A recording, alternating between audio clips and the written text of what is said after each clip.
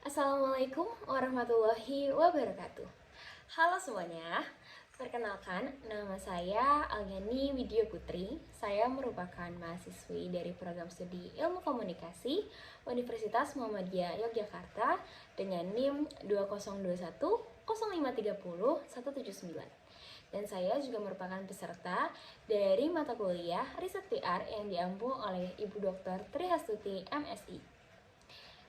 Pada kesempatan kali ini, saya akan menjelaskan tentang apa sih audit komunikasi itu.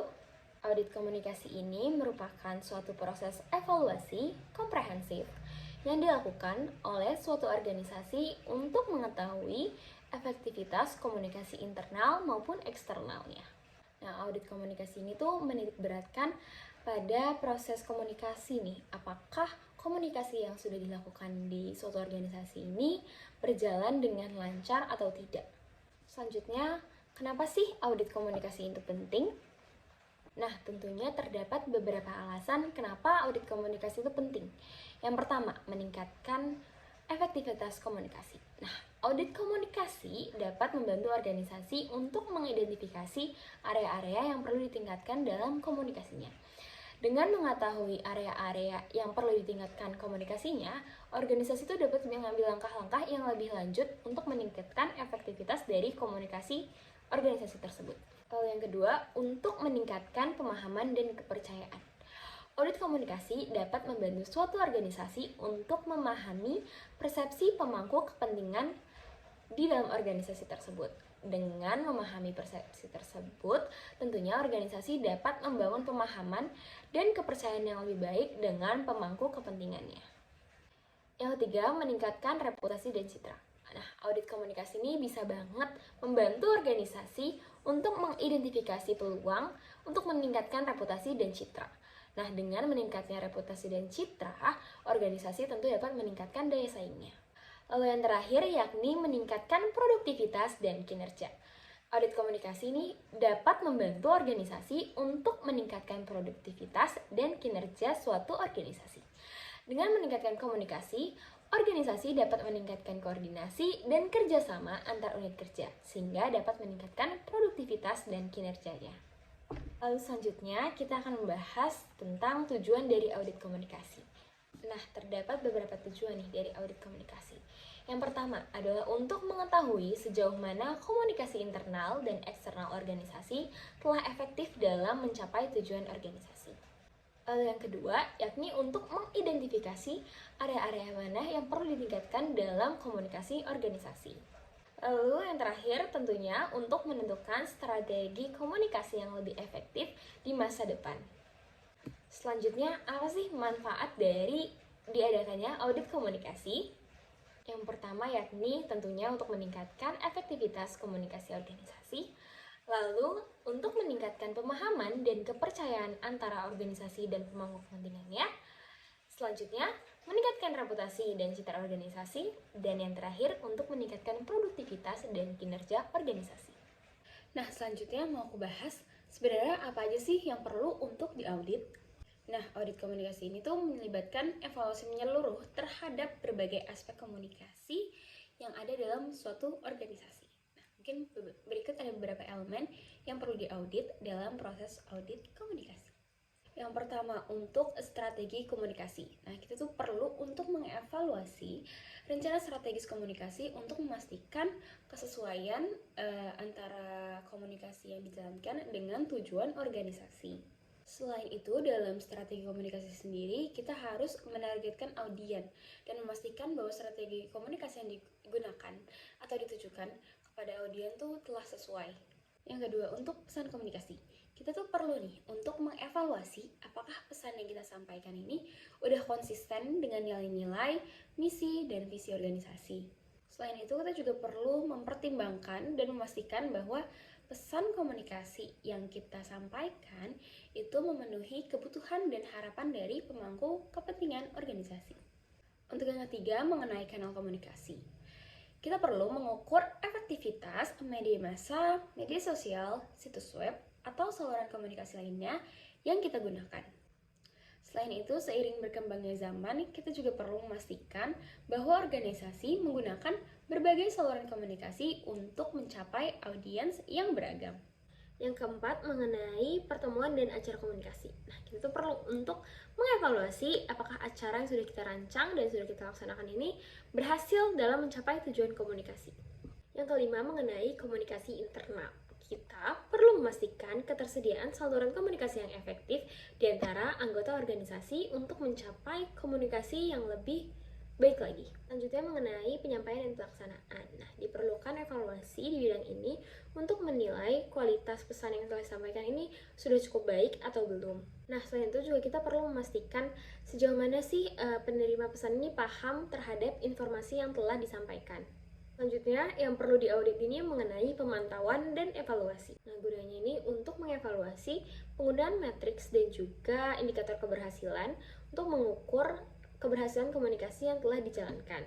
Selain itu, kita juga perlu untuk mengumpulkan feedback dan respons dari pemangku kepentingan untuk peningkatan berkelanjutan. Next, mengenai kepatuhan dan etika. Nah, kita perlu untuk mengaudit dan menilai apakah komunikasi organisasi yang telah dijalankan ini mematuhi peraturan hukum dan etika yang berlaku. Selain itu, kita juga perlu memastikan bahwa komunikasi yang telah dijalankan ini sesuai dengan nilai-nilai dan norma organisasi. Krisis dan manajemen konflik itu juga sesuatu yang perlu untuk kita audit. Kita perlu untuk mengevaluasi kesiapan organisasi dalam menghadapi situasi krisis melalui komunikasi yang efektif. Selain itu, kita juga perlu untuk menilai kemampuan organisasi dalam mengelola konflik melalui komunikasi yang bijaksana.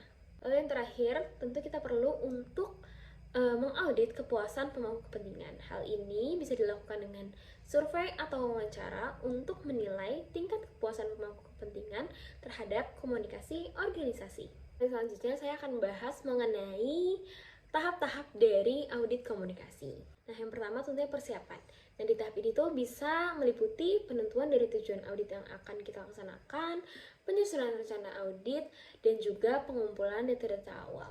Selanjutnya, pengumpulan data. Nah, tahap ini tuh meliputi pengumpulan data primer dan sekunder. Data primer bisa diperoleh dari wawancara, survei, dan observasi. Sedangkan data sekunder ini bisa diperoleh dari dokumen-dokumen internal dan eksternal organisasi. Yang ketiga, ada analisis data. Tahapan ini meliputi analisis data primer dan sekunder untuk mengidentifikasi area-area yang perlu ditingkatkan dalam komunikasi organisasi. Lalu yang terakhir yakni pelaporan. Nah, tahapan ini tuh meliputi penyusunan laporan audit yang berisikan rekomendasi untuk meningkatkan efektivitas komunikasi organisasi. Selanjutnya saya akan membahas tentang teknik pengumpulan data dalam audit komunikasi. Dalam mengumpulkan data untuk audit komunikasi, sebenarnya terdapat beberapa teknik dan metode yang bisa digunakan. Di antaranya ialah yang pertama tentunya wawancara. Dengan teknik wawancara, kita tuh bisa untuk mendapatkan pemahaman yang lebih mendalam dan juga penjelasan yang lebih mendalam dari audiens yang kita wawancarai. Yang kedua yakni metode survei dan kuesioner. Dengan metode ini, kita bisa mengumpulkan data yang dapat diukur secara kuantitatif. Selanjutnya yakni analisis dokumen. Dengan metode ini, kita tuh bisa memeriksa laporan tahunan, dokumen kebijakan, materi promosi, dan komunikasi internal untuk mengevaluasi konsistensi dan kesesuaian pesan. Dengan metode ini, kita juga bisa melihat gambaran tentang praktik komunikasi aktual dan sejarahnya. Yang keempat, menggunakan metode observasi. Nah, observasi ini tentunya dengan mengumpulkan data dan mengamati perilaku dan interaksi langsung.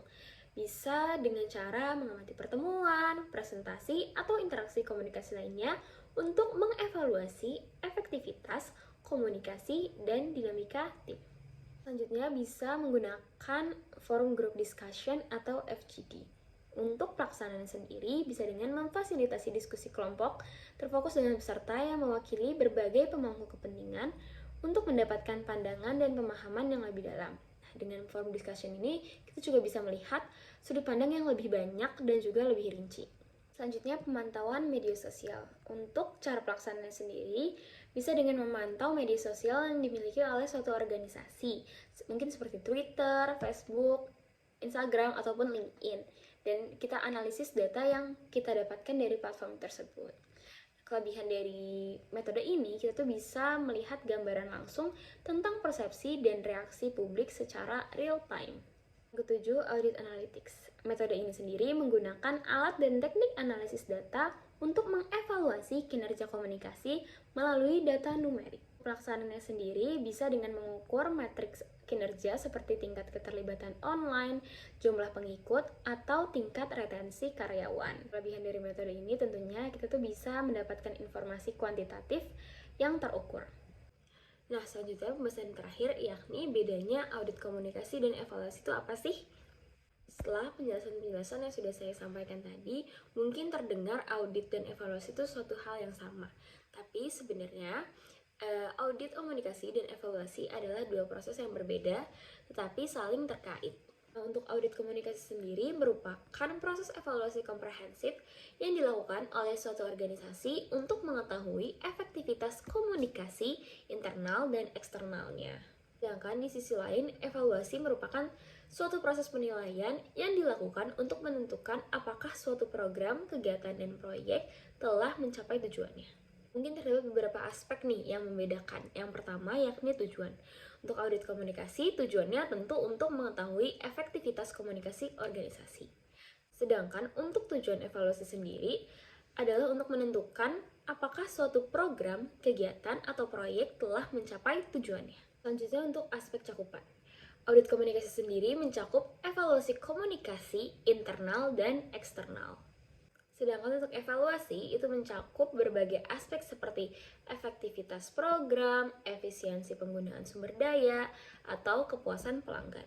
Dan dari metodenya, audit komunikasi dan evaluasi sendiri memiliki perbedaan. Kalau untuk audit komunikasi itu bisa menggunakan berbagai metode seperti wawancara, survei, dan juga observasi. Sedangkan untuk evaluasi ini menggunakan metode yang lebih spesifik, seperti analisis data kuantitatif atau kualitatif. Jadi sudah lumayan bisa dipahami ya, kalau misalnya untuk audit komunikasi sendiri ini fokusnya di bidang komunikasi yang terjalin baik di pihak internal maupun eksternal. Sedangkan untuk evaluasi sendiri ini lebih mencakup ke banyak hal, baik itu tentang efektivitas suatu program, kegiatan, ataupun proyek. Baik, mungkin sekian penjelasan saya mengenai audit komunikasi. Semoga materi yang saya sampaikan mudah untuk dipahami, mudah untuk dimengerti, dan juga bisa bermanfaat bagi banyak orang. Kurang lebihnya saya mohon maaf. Wabillahi taufiq wal hidayah. Wassalamualaikum warahmatullahi wabarakatuh.